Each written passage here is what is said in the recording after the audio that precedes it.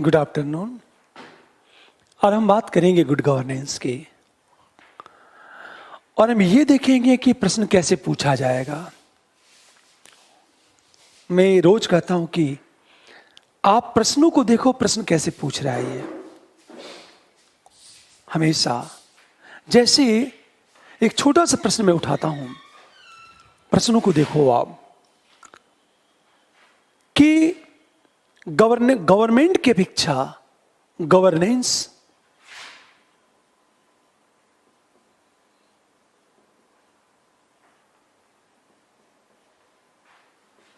अपेक्षा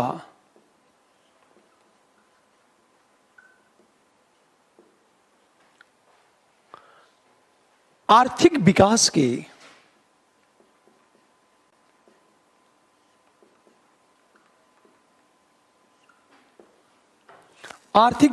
के लिए आवश्यक है। ये देखो आप, एक बहुत आसान क्वेश्चन पूछा जा सकता है कि गवर्नमेंट की अपेक्षा गवर्नेंस आर्थिक विकास के लिए आवश्यक है। एक सामान्य क्वेश्चन स्पष्ट करें। पिछली क्लास में मैंने महामारियों से जोड़ करके क्वेश्चन को उठाया था मैंने कि देखो आप, कोरोना से जोड़ करके किस तरह का यूपीएससी प्रश्न आपसे उठा सकता है। ये देखो आप, हिंट करता हूं मैं, एक बात हमेशा याद रखना कि गवर्नेंस की बात की जा रही है। गवर्नेंस, जहां हम गवर्नेंस को प्रमोट करेंगे वहां जन कल्याण ज्यादा होगा, और जहां गवर्नमेंट की भूमिका मजबूत होगी, हो सकता है वहां जन कल्याण की उपेक्षा हो सके। ये इसीलिए यह संभव है कि प्रश्न से पूछा जाए गवर्नमेंट की अपेक्षा गवर्नेंस आर्थिक विकास के लिए आवश्यक है। किसी का क्वेश्चन ये, सर गवर्नेंस का क्या एक पॉजिटिव वर्ड ही है क्या? अभी तक की क्लास में मुझे यही समझ में आया। सुनील, इसका कोई नेगेटिव पक्ष नहीं है। चुनौतियां हैं, चैलेंजेस अलग है, नेगेटिव पक्ष अलग होते हैं। हमेशा ध्यान दो इस बात को, नेगेटिव पक्ष अलग होते हैं, नकारात्मक पक्ष और चैलेंजेस अलग होता है। दुनिया की कोई ऐसी चीज नहीं है जहां चैलेंजेस ना हो। आगे हम बात करेंगे कि चैलेंजेस क्या है, क्या चुनौतियां हैं इसके सामने, हम इसकी बात करेंगे। अब ध्यान देना इस बात को। आगे हम लोग प्रश्न को उठाते चलेंगे कि देखो प्रश्न कैसे पूछेगा। आगे बात करते हैं हम लोग सुशासन, गुड गवर्नेंस।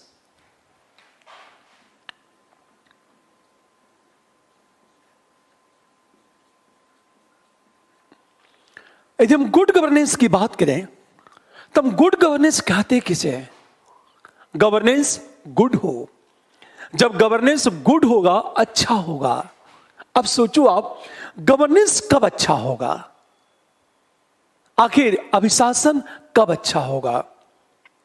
जब प्रशासन जवाबदेह हो, जवाबदेहिता।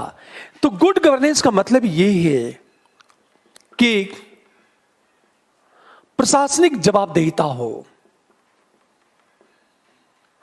यह सामान्य परिभाषा है। आपसे एक लाइन में कोई पूछे गुड गवर्नेंस क्या है? सुशासन, हम इसे कहते हैं हिंदी में सुशासन। तो गुड गवर्नेंस का समान अर्थ होता है कि प्रशासनिक जवाबदेहिता हो। दूसरी चीज गुड गवर्नेंस की हम बात करें, एक चीज सोचो जरा, आखिर आप किसी भी सरकार को अच्छा कब कहोगे आप? जब सरकार आपसे बातें करे, जब आपके दर्द में सरकार को दर्द हो, जब आपको भूख लगती हो तो सरकार को भूख लगे। अरे बातें, आपको भोजन कराए बिना सरकार भोजन ना करे तो आप कहोगे वो गुड है। सिंपल चीज है। गुड गवर्नेंस तो तब होगा जब आर्थिक समानता होगी, कोई भुखमरी का शिकार नहीं होगा, मानव विकास सूचकांक में देश की अच्छी स्थिति होगी, तब तो गुड होगा। लोकतांत्रिक मूल्य मजबूत हो, सत्ता का विवेक केंद्रीकरण हो, तब तो वो गुड होगा। रटना कुछ नहीं है, गुड सब कुछ अच्छा हो। और जब सब कुछ अच्छा की बात करोगे ना, तो केंद्र में नागरिकों को रख लो। आखिर नागरिक क्या चाहता है? किन नीतियों से नागरिकों का बेहतर विकास होता है? आप गुड की बात करो। आप सोचो। आप अगली चीज क्या होगा? प्रशासन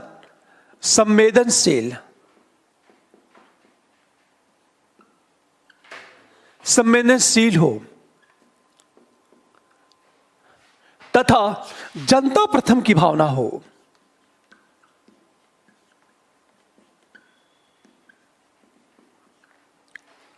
पीपुल फर्स्ट की भावना प्रशासक के अंदर हो, मतलब प्रशासक आपके लिए काम करे, प्रशासक के लिए प्राइमरी आप हो, प्रशासक सदैव आपके लिए काम करे, तो हम कहते हैं वो गवर्नेंस गुड है।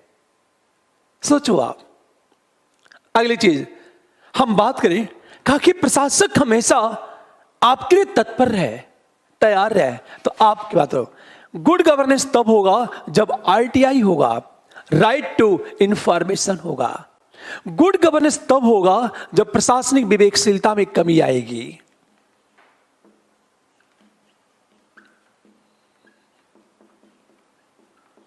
विवेकशीलता में कमी आए तब तो वो गुड होगा। गुड गवर्नेंस की यदि हम बात करें तो गुड गवर्नेंस तो तब होगा जब सभी को बेहतर शिक्षा एवं हम स्वास्थ्य। गुड गवर्नेंस तो तब होगा जब लोकतांत्रिक तरीके से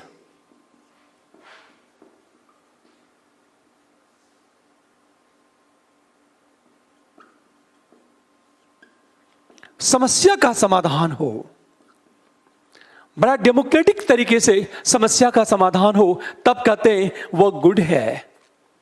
हमेशा ध्यान दें इस बात को। गुड गवर्नेंस तो तब होगा जब संसाधनों का न्यायोचित वितरण हो।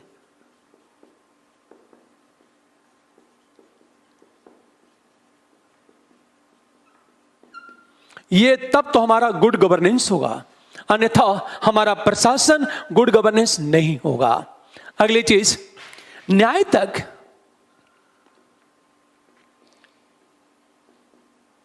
सभी की पहुंच, तब तो हमारा गुड गवर्नेंस होगा। सामाजिक सशक्तिकरण की बात करें, वंचित वर्ग का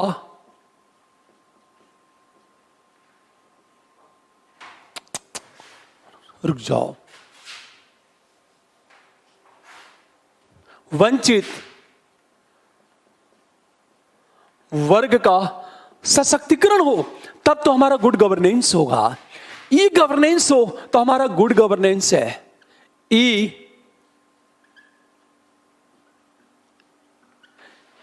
यदि ई गवर्नेंस हो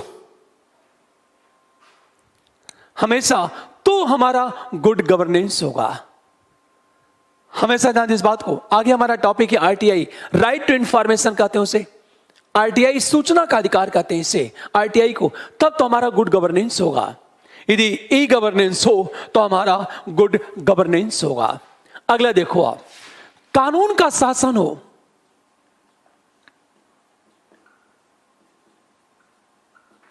तब तो हमारा गुड गवर्नेंस होगा, अन्यथा गवर्नेंस नहीं होगा। अगला देखो आप, सभी के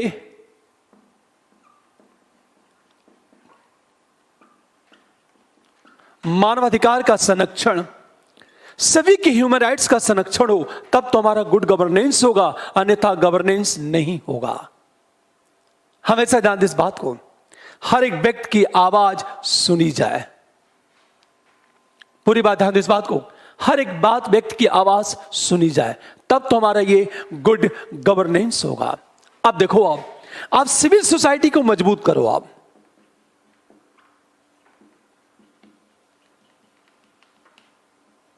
सिविल सोसाइटी को मजबूत करना, तब तो हमारा गुड गवर्नेंस होगा। अगला, प्रशासक एवं जनता के बीच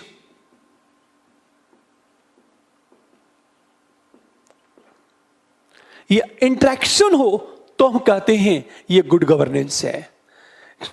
अब देखो, आप यूपीएससी का क्वेश्चन देखो, कितना अप्लाइड क्वेश्चन पूछता है यूपीएससी। हमेशा एक बात मैं कहना चाहता हूं, देखो आप, इतनी बात यह गवर्नेंस गुड हो, और गवर्नेंस गुड कब होगा? यदि गवर्नेंस हमारा गुड होगा तब तुम्हारा गुड गवर्नेंस होगा। हमेशा ध्यान दो इस बात को। अब इसके लिए क्या किया जाए? अब ई गवर्नेंस का मतलब, इलेक्ट्रॉनिक गवर्नेंस का मतलब क्या होता है? गवर्नेंस में सूचना तकनीक का प्रयोग हो। यदि गवर्नेंस में सूचना तकनीक का प्रयोग हो, प्रशासन में सूचना तकनीक का प्रयोग हो, तो हम उसे कहते हैं ई गवर्नेंस। फॉर एग्जाम्पल, एक सामान्य कर्मचारी और डीएम, डिस्ट्रिक्ट मजिस्ट्रेट, ऑनलाइन आपस में जुड़ जाए। प्रशासन को आप डिजिटल बना दो। आप प्रशासन को डिजिटल बना देना ही ई गवर्नेंस कहलाता है। हमारा सारे टॉपिक हैं गवर्नेंस में, आगे देखेंगे हम लोग। ध्यान से सुनो इस बात को। मैंने क्या कहा? कानून का शासन हो, वंचित वर्ग, वीकर सेक्शंस को इंपावर करो, प्रशासनिक जवाबदेहिता हो, प्रशासन संवेदनशील हो, तो पीपुल फर्स्ट की भावना हो। संवेदनशील का मतलब क्या होता है? जनता के दर्द को देख करके रोने लगना। हमेशा ये होती है संवेदनशीलता। पर दुर्भाग्य, आज आरोप क्या लगता है कि हमारा ब्यूरोक्रेट सेंसिटिव नहीं है, संवेदनशील नहीं है। हजारों लोग भूख से मरते हैं या कोरोना से मर गए, पर प्रशासन में कोई प्रभाव नहीं पड़ा। प्रशासनिक जटिलता, उदासीनता और करप्शन के कारण हजारों लोगों की मौत हो गई। इसका मतलब यह है कि हमारे यहां जो प्रशासन है वो संवेदनशील नहीं है। यदि प्रशासन संवेदनशील होता तो यकीन करो, आम जनता को तो भूख से मौत होती तो रोता कौन? प्रशासक। एक फिल्म आई थी राजा, उसमें एक गीत है कि चोट लगी तुमको तो दर्द मुझे होता है। चोट किसी और को लगती है, दर्द किसी और को होता है। ये होती है संवेदनशीलता। अब पीपुल फर्स्ट का मतलब क्या चीज है? जनता प्राथमिक है, और जनता प्राथमिक होने का मतलब यह है कि जनता का कल्याण प्राइमरी है। हमेशा जनता का कल्याण प्राइमरी है। आरटीआई, राइट टू इंफॉर्मेशन, सूचना के अधिकार की बात करें। अब देखो, गुड गवर्नेंस में सभी के मानवाधिकार का संरक्षण होता है, सभी के ह्यूमन राइट्स का संरक्षण होता है। अगला, गुड गवर्नेंस में प्रशासनिक विवेकशीलता में कमी कर दो। विवेकशीलता का मतलब क्या होता है? प्रशासक अपने विवेक के अनुसार निर्णय लेता है, आप इसमें कमी कर दो। आप क्योंकि जहां प्रशासक को अपने विवेक के अनुसार निर्णय लेने की अनुमति होती है, वहां करप्शन की संभावना अवश्य होती है। वहां करप्शन की संभावना अवश्य होती है। अब सोचो, आप विवेकशीलता मतलब प्रशासक अपने विवेक से निर्णय नहीं लेगा, बल्कि प्रशासक क्या करेगा? निर्धारित कानून, निर्धारित मानक से डिसीजन लेगा। हमेशा ध्यान दो इस बात को। सबसे चीज तो ये प्रशासनिक विवेकशीलता में कमी। जैसे देखा होगा, इंटरव्यू में क्या होता है? इंटरव्यू में क्या होता है कि एक इंटरव्यू बोर्ड का मेंबर किसी विद्यार्थी को नंबर देता तो अपने विवेक के आधार पर देता है, चाहे वह 100 में 80 नंबर दे, चाहे 30 नंबर दे। हमेशा ध्यान दो, चाहे 100 में 80 नंबर दे, चाहे 30 नंबर दे, ये उसके विवेक पर निर्भर है। और यहीं पर विवेक का दुरुपयोग होता है। किसी को ज्यादा नंबर मिलता है और किसी को कम नंबर मिलता है। यहां क्या कहता है? आप प्रशासनिक विवेकशीलता में कमी कर दो, विवेकशीलता में कमी करो आप। ये एक गुड गवर्नेंस है। अर्थात एक प्रशासक अब केवल अपने विवेक के अनुसार निर्णय नहीं लेगा, बल्कि निर्धारित मानक, निर्धारित क्राइटेरिया के आधार पर डिसीजन लेगा। अगला, आप सिविल सोसाइटी को मजबूत करो। आप सिविल सोसाइटी को मजबूत करो। आप सोचो जरा। अगला, सभी को बेहतर शिक्षा और स्वास्थ्य की बात करो, मतलब सभी को बेहतर एजुकेशन और बेहतर हेल्थ सिस्टम उपलब्ध कराओ आप। ये गुड गवर्नेंस। अगला देखो, प्रशासक को जनता के बीच इंटरेक्शन होना चाहिए, अंतर क्रिया होनी चाहिए। ये गुड गवर्नेंस, मतलब प्रशासक आपसे आकर पूछे कि भाई बताओ कोई प्रॉब्लम तो नहीं है, कोई दर्द तो नहीं है। जिस तरह हॉस्पिटल में एडमिट होते हो ना, तो नर्स आके पूछती है आपसे कोई प्रॉब्लम, टाइम से दवा देना, इंजेक्शन, खाने पीने की व्यवस्था हॉस्पिटल में होती है। क्या कमाल का इंटरेक्शन है एक पेशेंट और डॉक्टर के बीच, एक पेशेंट और नर्स के बीच, ये एक डीएम और आम जनता के बीच इस तरह का इंटरेक्शन होना चाहिए। तो प्रशासक को जनता के बीच इंटरेक्शन होना चाहिए। अगला देखो, हर समस्या का समाधान आप लोकतांत्रिक तरीके से करो, आप डेमोक्रेटिक तरीके से समस्या का समाधान करो आप। और डेमोक्रेटिक तरीका क्या है कि आप लोगों से विचार विमर्श करो, यह है डेमोक्रेटिक तरीका।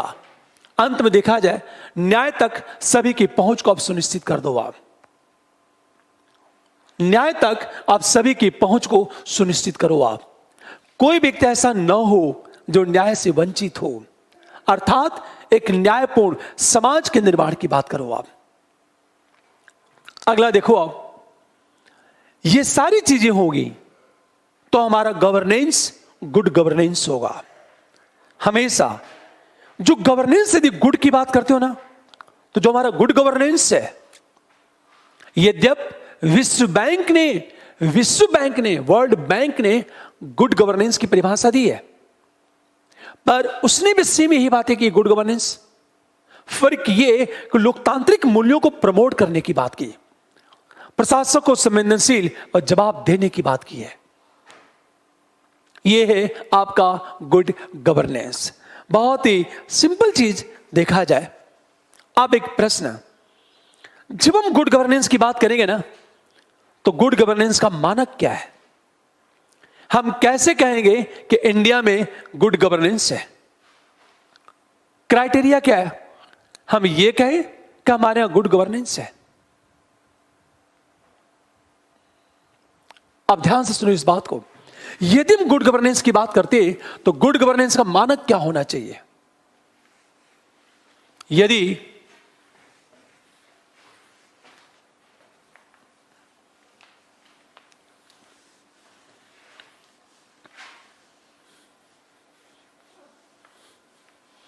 मानक की बात करें, मानक देखो आप, सुशासन के मानक क्या है और इंडिया में सुशासन है या नहीं है, इंडिया में सुशासन को कैसे मजबूत किया जाए और गवर्नेंस के सामने चैलेंजेस क्या है, चुनौती क्या है। देखो आप, मैंने कहा सुशासन के मानक,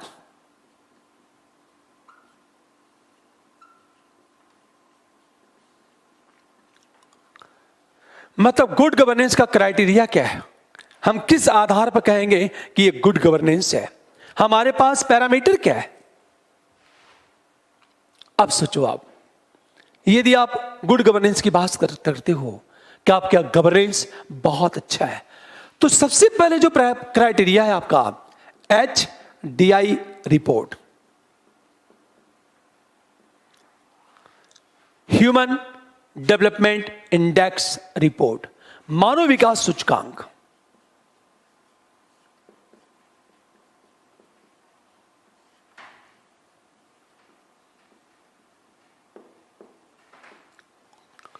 मानव विकास सूचकांक की बात करें, और हर साल मानव विकास सूचकांक जारी होता है। ह्यूमन डेवलपमेंट इंडेक्स की बात करें, और मानव विकास सूचकांक में कुछ मानक है। आप क्या HDI रिपोर्ट की स्थिति क्या है? यदि मानव विकास सूचकांक बहुत अच्छा है, इसका मतलब यह है कि आपके यहां जो भी है वो गुड गवर्नेंस है। पहली बात ध्यान दो इस बात को। दूसरी चीज, आपका ट्रांसपेरेंसी इंडेक्स क्या है? पारदर्शिता सूचकांक क्या आपके यहां?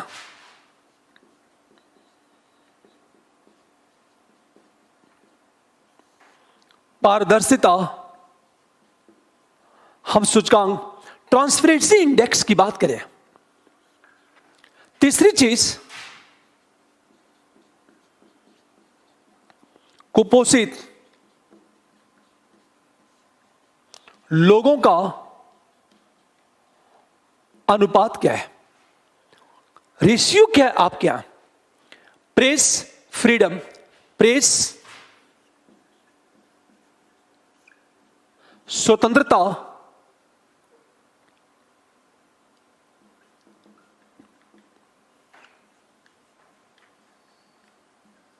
हम सूचकांक की बात करें, प्रेस फ्रीडम इंडेक्स क्या आपके पास, मतलब आपके यहां किस अनुपात में प्रेस को स्वतंत्रता प्राप्त है? आप देखो भ्रष्टाचार सूचकांक क्या है?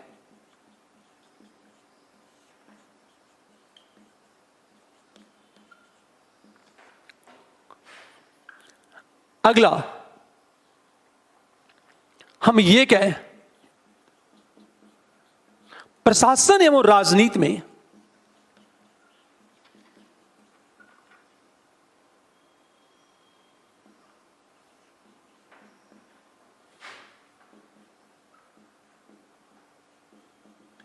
महिलाओं की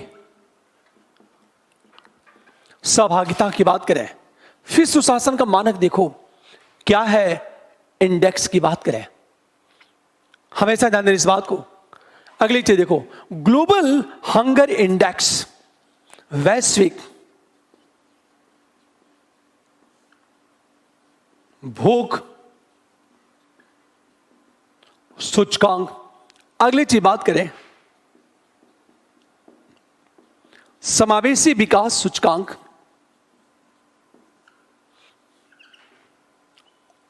अगली चीज बात करें सामाजिक सशक्तिकरण।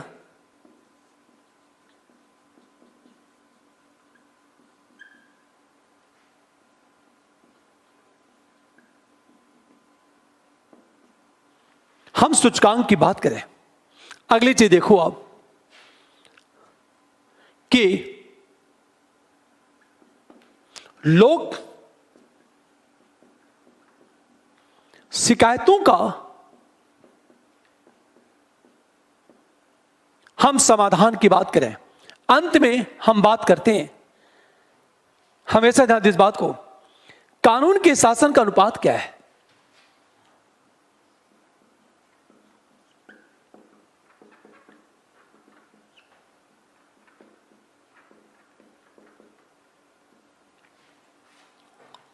ये आपका इंडेक्स है, इसे ध्यान सुनिए इस बात को, ये आपका सूचकांक है। समान भाषा में देखो आप। अच्छा मैं कुछ नई चीज नहीं बता रहा हूं, जो आप जानते हो ना, मैं केवल उन चीजों को जोड़ रहा हूं। देखो कितना आसान है ये।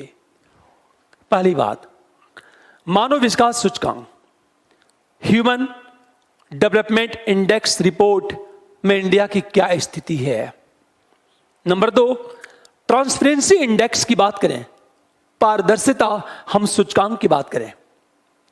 तीसरी चीज, कुपोषित लोगों का रेशियो क्या है, इंडिया में कितने लोग भूख से सोते हैं, कितने लोग ऐसे हैं जिनको भरपेट भोजन मिलता है। इंडिया प्रेस मीडिया फ्रीडम, हम इंडेक्स की बात करें, प्रेस स्वतंत्रता सूचकांक क्या है, यह इंडेक्स है। करप्शन इंडेक्स क्या है, इंडिया में किस अनुपात में करप्शन है, किस अनुपात में करप्शन है इंडिया में, करप्शन कम हो रहा है या नहीं हो रहा है। अगला, प्रशासन और राजनीति में महिलाओं की सहभागिता, किसने बहुत अच्छी बात की है, जेंडर हम गैप की बात करें, आप जेंडर गैप हम रिपोर्ट की बात करें, सोचो आप। अगली चीज बात करें ग्लोबल हंगर इंडेक्स, वैश्विक भूख सूचकांक, समावेशी विकास, सोशल इंपावरमेंट और लोक शिकायतों का, पब्लिक ग्रीवेंस, आम जनता की जो शिकायतें हैं उन शिकायतों का समाधान किस अनुपात में हुआ है। ये सब के सब सुशासन के मानक हैं। मान लिया जाए कोई रिपोर्ट आई कि HDI रिपोर्ट में भारत की स्थिति दयनीय है, या ग्लोबल हंगर इंडेक्स की रिपोर्ट आई कि इंडिया में इतने प्रतिशत लोग भूख से सोते हैं। इसका मतलब यह है कि इंडिया में गुड गवर्नेंस गुड नहीं है। आरी बात है, यह शिकायत की जाती है कि इंडिया में गवर्नेंस बैड है। पूरी बात ध्यान सुनो इस बात को, ये हम गवर्नेंस की बात करें, सबसे बड़ी चीज तो ये है, ये सारी चीजें गवर्नेंस के, गुड गवर्नेंस के मानक हैं। अब एक चीज सोचो आप, सबसे बड़ी चीज तो ये है कि यूरोप के अनेक ऐसे देश हैं जहां स्थिति अच्छी है, तो बेशक वहां तो गुड गवर्नेंस है। मान लिया जाए किसी देश में ये दोनों अच्छी स्थिति है, पर प्रेस को स्वतंत्रता नहीं मिली है, मीडिया मैनेज हो रही है, तो स्वाभाविक है वहां का गवर्नेंस गुड नहीं है। अब देखो, हमेशा ध्यान दो इस बात को, ये सुशासन के मानक हैं। जब आप आंसर लिखोगे, जनवरी में मेंस है, दिसंबर तक बहुत सारे आंकड़े आ जाएंगे। अरे बात है, बहुत सारे आंकड़े आएंगे। नेशनल क्राइम रिपोर्ट ब्यूरो की बात किसने की है? विकास ने। रिपोर्ट आएंगे कितनी महिलाएं दुर्व्यवहार के शिकार होती हैं और किस रूप में हो रही हैं, ये रिपोर्ट, उन रिपोर्ट का हम लोग उल्लेख कर सकते हैं इन प्रश्नों में। जब आप आंसर लिखोगे, आपने आंसर लिखोगे तो याद रखना है कि आपको आंकड़ों का प्रयोग अवश्य करना है। चाहे HDI रिपोर्ट आई हो, चाहे ग्लोबल हंगर इंडेक्स की बात करें, चाहे समावेशी विकास की बात करें। मान लिया जाए गवर्नमेंट ने क्या किया है, मान लो गवर्नमेंट ने क्या किया कि लोक शिकायतों के निवारण के लिए एक नया मैकेनिज्म गठित किया। मान लो एक नया मैकेनिज्म गठित कर दिया है। मैकेनिज्म, एक बात कहना चाहता हूं, देखो आप, मैं केवल तरीका बता रहा हूं, आप लोग कितना बेहतरीन सुझाव दे रहे हो। उषा ने कहा डोमेस्टिक वायलेंस का शिकार बहुत है, नक्सलिज्म में कमी, कितनी अच्छी बात है। मैं यही चाहता हूं, आप सोचो, मैं केवल तरीका बताऊंगा, आप कितना रटोगे, रटने की एक सीमा होती है। हम सब कुछ नहीं रट पाएंगे, हम सबको समझना ही होगा। आप कुछ भी पढ़ो, चीजों को समझो आप, क्योंकि यदि आप नहीं समझोगे ना, तो रट करके हम UPSC या स्टेट PCS को क्वालिफाई नहीं कर सकते हम।